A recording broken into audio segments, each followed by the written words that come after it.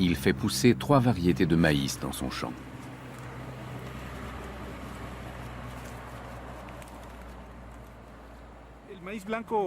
Au Mexique, le maïs blanc est très apprécié pour les tortillas.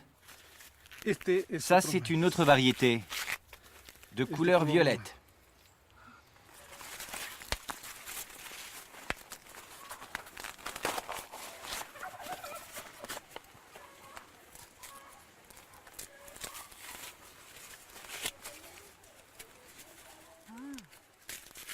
Le maïs jaune, c'est encore autre chose.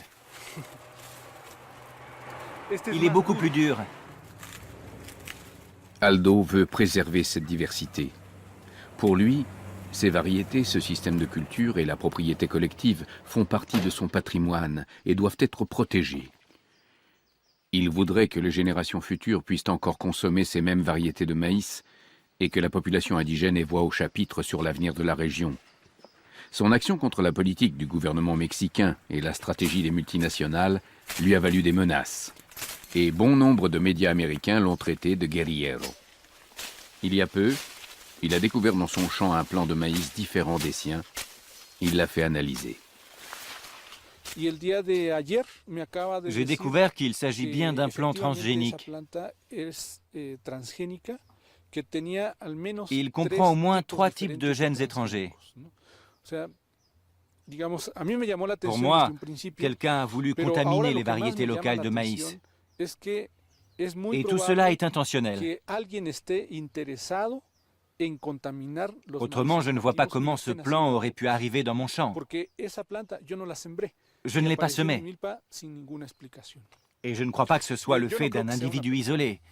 Ce sont probablement les grandes sociétés productrices de maïs transgénique qui sont derrière tout ça.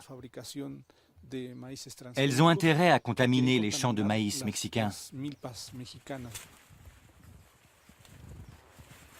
Ici, les variétés de maïs sont traditionnellement un bien commun.